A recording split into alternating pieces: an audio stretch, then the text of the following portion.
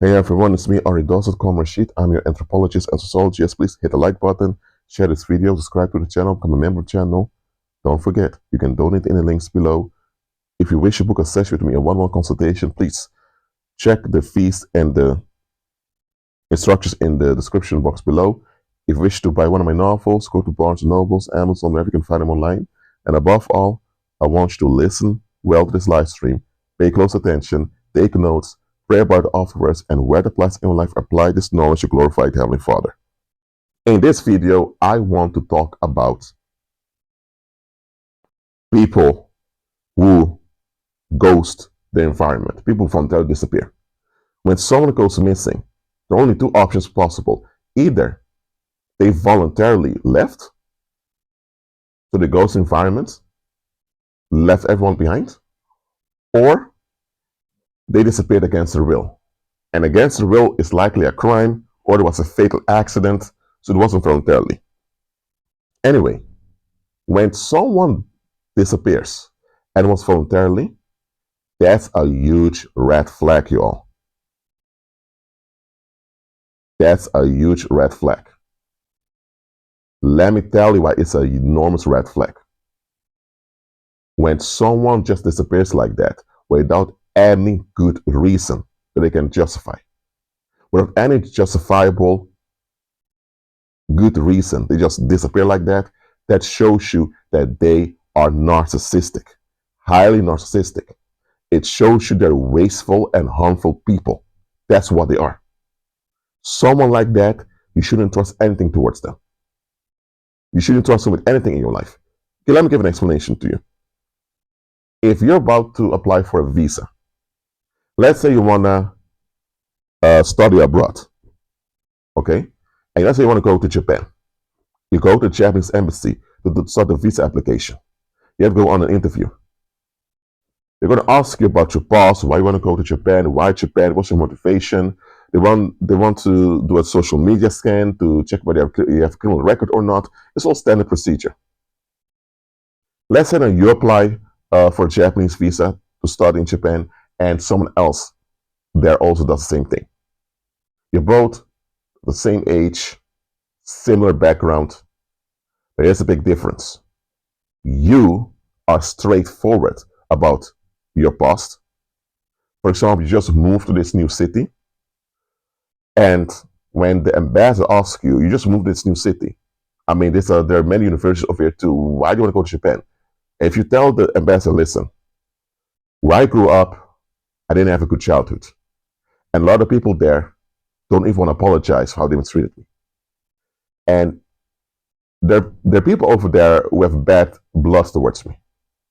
Me, when I was a child, I had no option. I'm a grown man right now. So you know what? I left. I didn't commit any crime. I should say I have no criminal record. I just left. And I'm new in this city, that's true. However, this city, I'm new in it, but it doesn't mean that all my life has to be here. I always wanted to go to Japan, Korea, and other places, and now I have an opportunity to start in Japan to broaden my horizon. What happens over here? You took responsibility for your life. You admit that you can't change other people, but at the same time, you didn't play the victim. You admit you were victimized, you were disadvantaged by other people. However, you realize these people don't want to change, so you're not going to put the blame on them. They are to blame.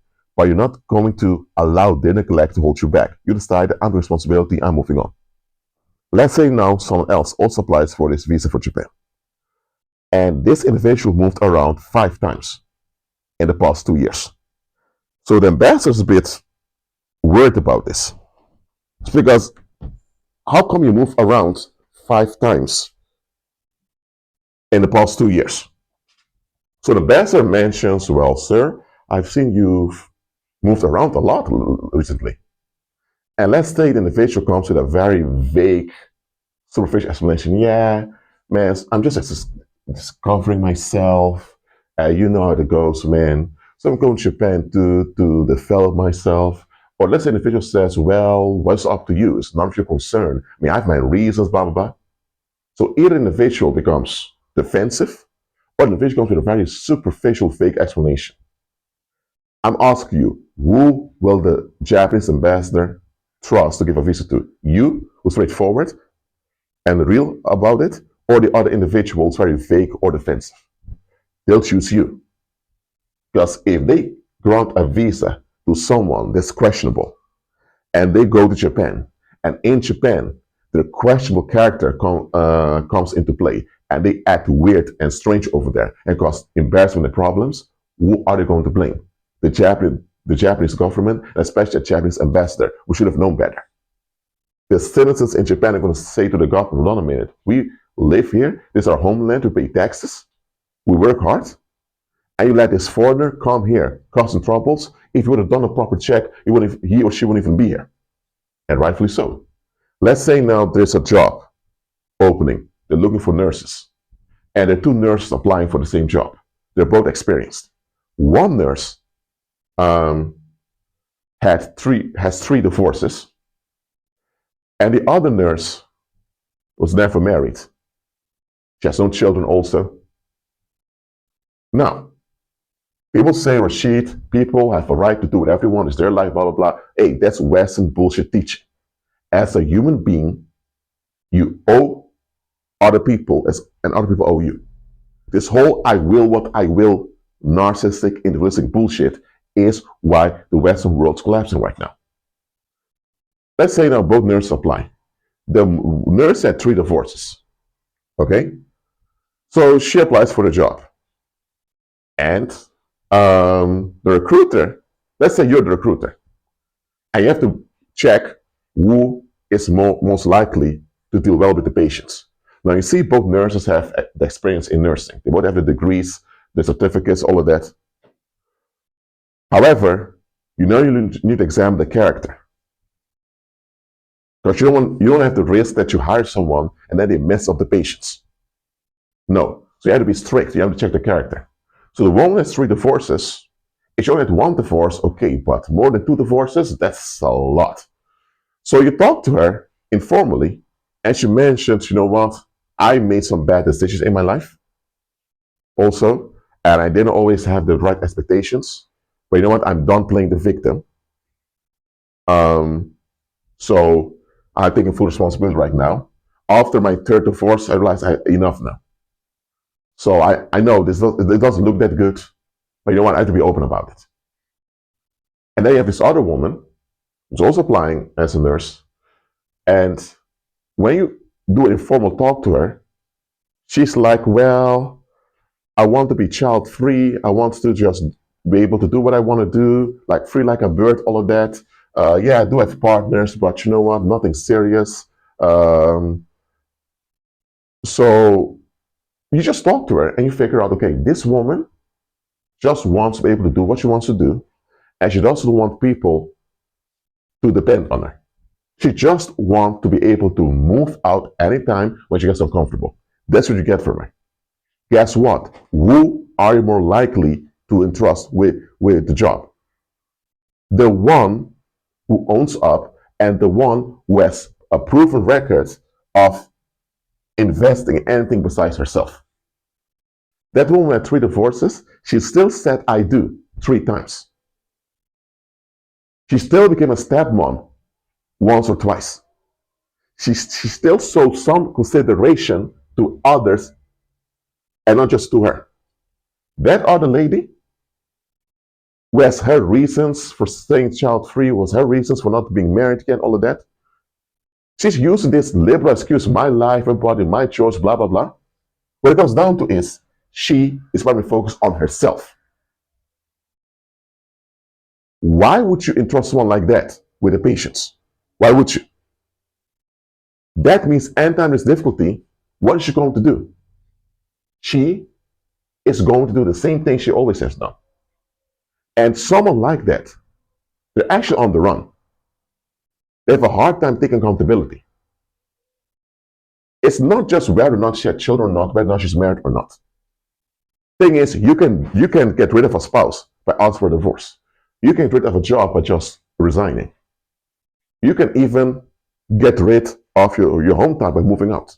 But if you have children and you abandon them, nobody's going to forgive you for that, and nobody's going to hear your excuses. It's going to make you look bad unconditionally when you do that. unconditionally, especially if they're little.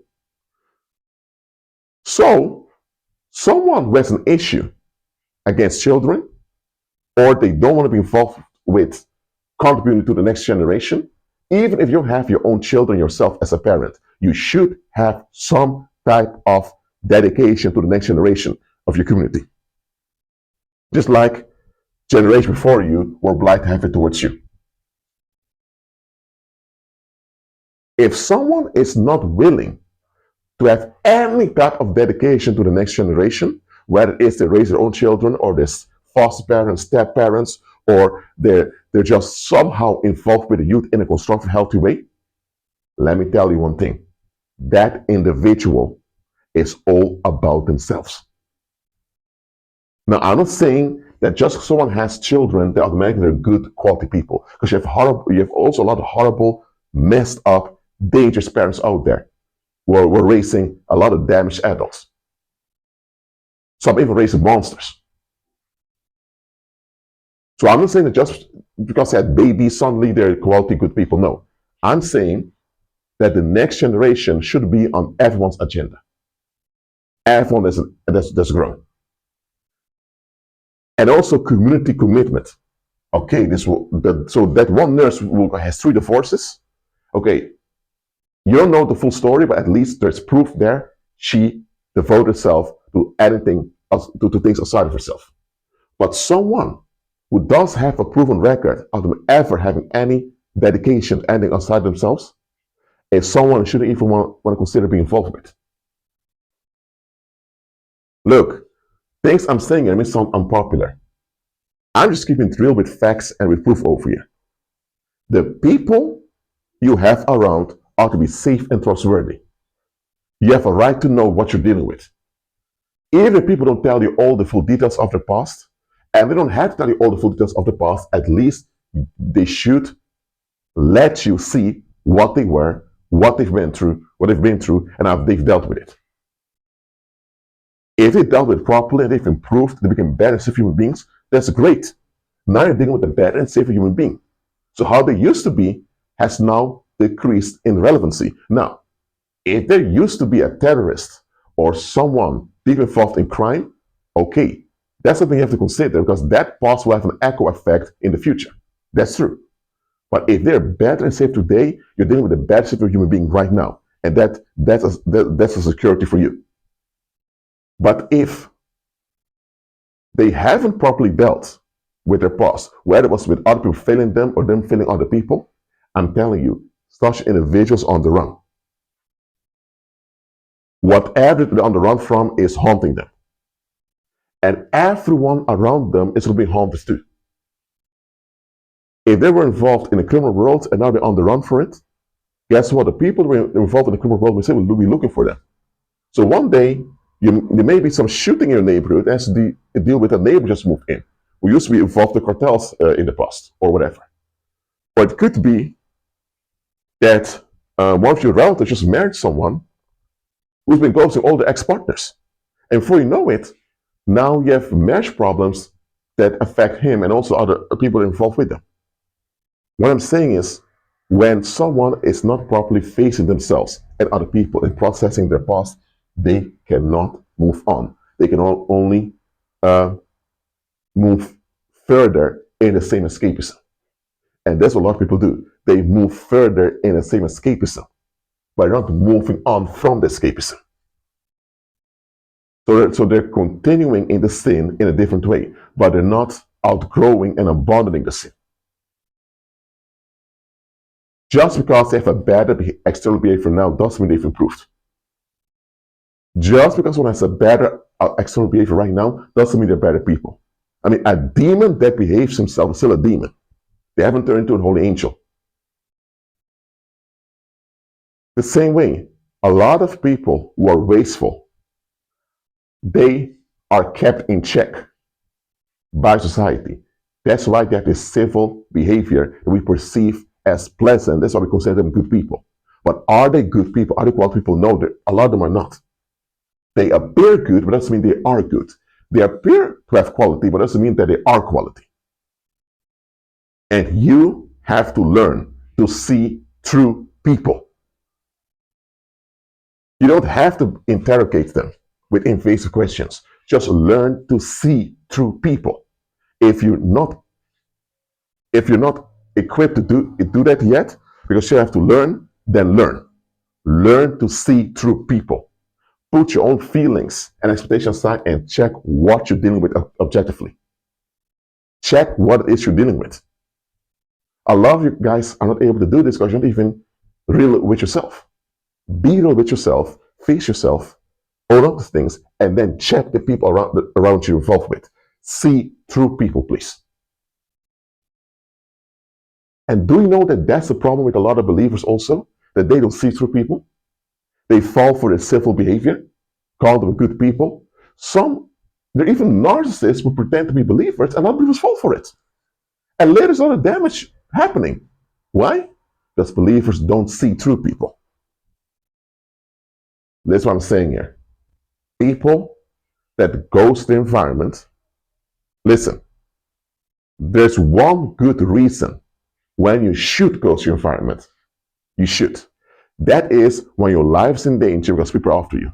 Whether it's the government after you to frame you for a crime, whatever, or whether it's that the people just don't like you and they wish harm on you, and they got so desperate that they actually even dare to come after you physically. In those cases, you're actually in danger. You need to go. Or if you realize that you're willing to work on a solution, but nobody else wants to do a solution, but just only want to blame you all the time, so you become a scapegoat, leave.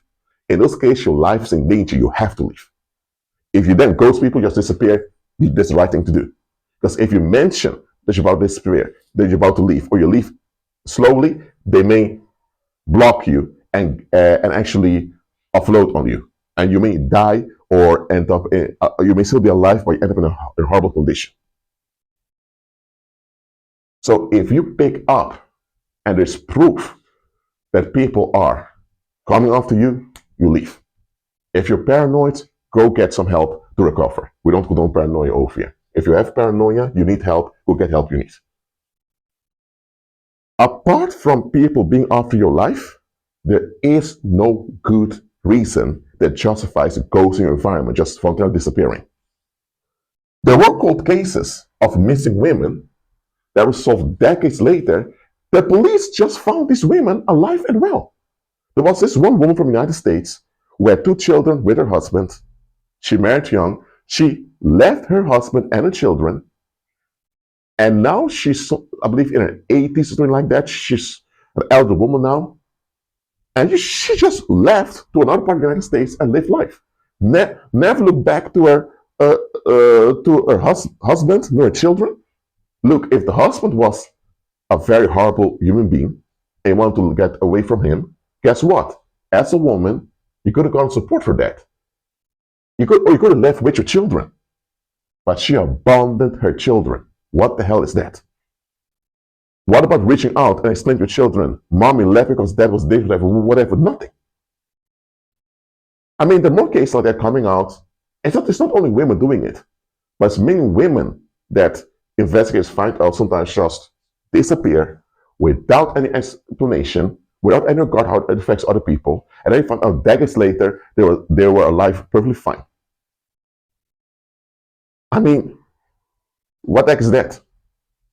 I mean, if anyone would abandon them that way, oh my God, it would be a problem. How come we can do it to other people? Listen what I'm saying over here. People who just go to the environment like that, people who just voluntarily disappear, they're not good people. They're not trustworthy, nor they're not even safe to be with. For you to welcome people like that, you are questionable too. Look, nobody can change their past. Nobody can do the past. They can only process the past and improve upon bad safe human being today. If they're doing that, process the past from bad safe human beings today, okay, good, they gave them space, gave them some grace. But if you notice that they are wasteful and harmful, and they think they have the right to abandon people, to abandon the environment, they have the right to will what they will, guess what? You have to shake us off your feet and move on to such an individual. Because people like that, they're haunted. Misfortune is attached to them. Because people like that, there's always some type of misfortune haunting them, whether it's diseases, health issues, sicknesses, or whether it's mental health problems that keep coming after them, or whether it's that they always have relationship issues. Such people, they always have some type of misfortune attached to them. And everywhere they go, they affect others with that misfortune. So they carry misfortune with them, and everywhere they go, that misfortune brings ruin to both them and other people. And you know, the worst part is they don't care. They just want to ghost again, disappear again, to be left alone. When people get asked so many questions, that's how they do it. That's how they roll. If you deal with someone like this, I'm telling you, walk away from this individual peacefully. Or if you're ready, mentally close, run away. I don't tell you to ghost them or run them, all of that. I'm just telling you, move away for your own sanity's sake and your own safety's sake. Listen, how come when it comes to visa applications to go to another country, how come when it comes to recruiters, when it comes to give someone a job, we agree with people being so strict in screening people, but how come in daily life we don't screen people like that? Am I telling you to become a detective, an amateur detective, and interrogate people and to stalk them and breach privacy laws by getting data about me illegally and all that? Am I telling you to do any of that? Am I telling you to put cameras in people's house and monitor them? No. I don't tell you to do any of this weird, crazy stuff, yo.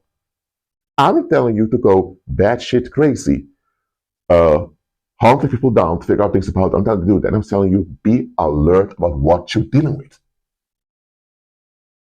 Do you know a lot of harm here on earth would have never happened if we just would have screened people properly? But the thing is, a lot of people, unfortunately, a lot of believers simply don't do this. They don't screen the people they're dealing with.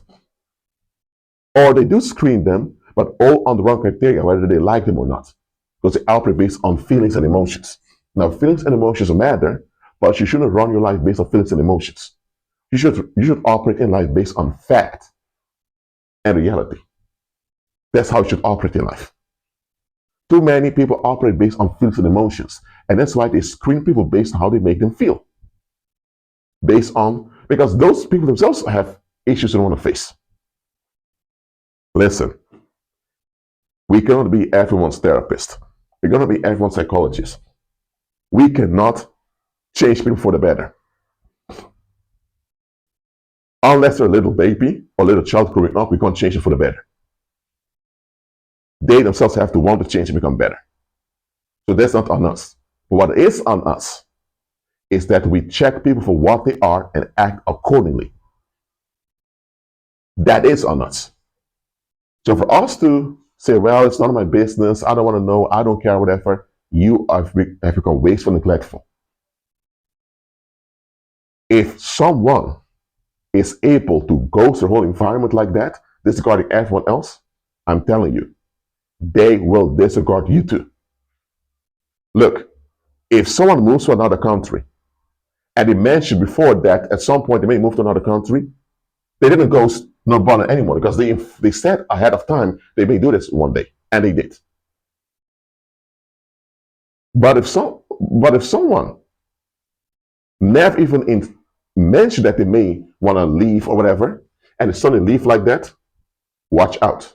Or if someone did mention they're about to leave, but they mentioned in the form of, if I don't get what I want, I don't care anymore, I'm out, watch out too. Too often, a lot of believers don't want to see through people's disguises because we want to believe the civil, good image someone portrays. And if someone is a quality human being, guess what? Then there is no social mask. They are a quality human being. But if someone is not a quality human being and you're dealing with a defective human, admit you're dealing with a defective human.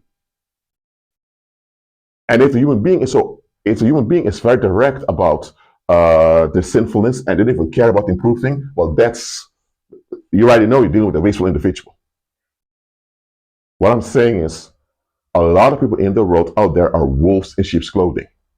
They care a lot about appearing good, but they don't care about becoming good.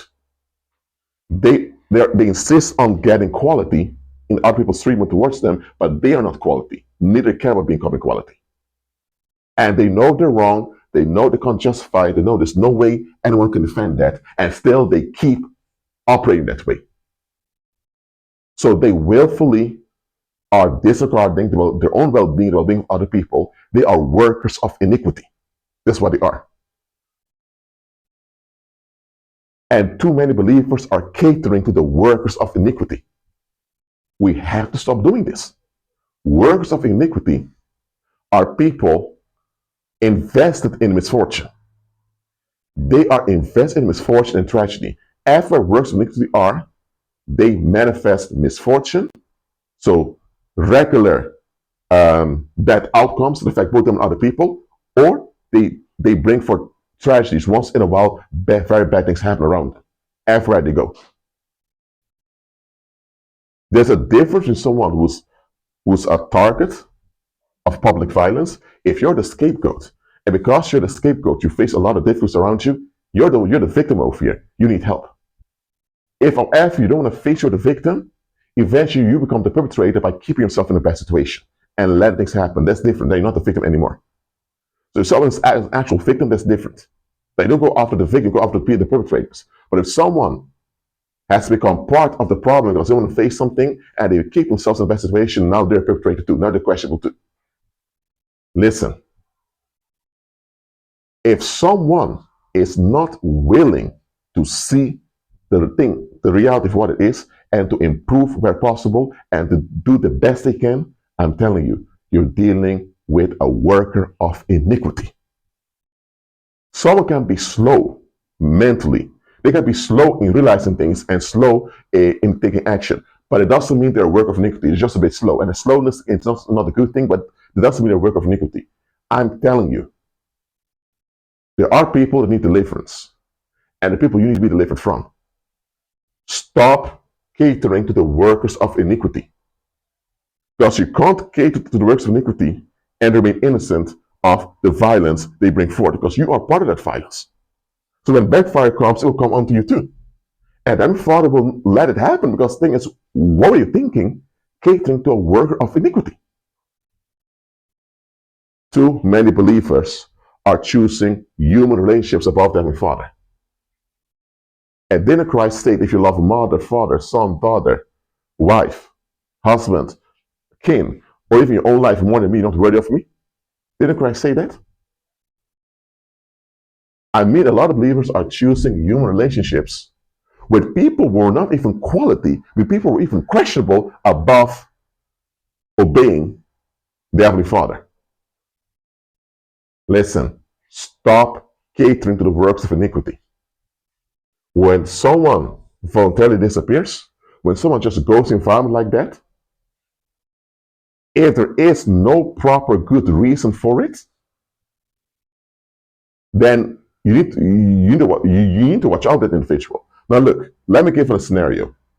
If someone became a well-known artist or well-known musician, and when they were younger, they want to break through in their hometown, but realize, okay, people here are not willing to move on, people are willing to support me over here. I have none against people, but I need to move on for me to break through. In this case, they didn't ghost anyone. They just moved out to a better environment.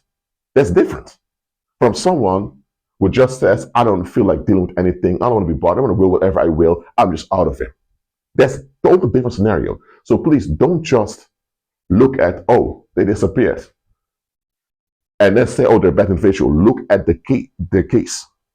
Is there a legitimate good reason why they disappeared like that? If there isn't, I'm telling you, you need to slowly and peacefully remove yourself as an individual. And if God tells you to wrong that individual, you wrong that individual. Simple as that. All right, that's it. Thanks for being here. Keep agreeing with Christ. Again, join the links below. Your donations are needed and appreciated right now. Be generous in the links below. And I'll see you in my next live stream. Shalom.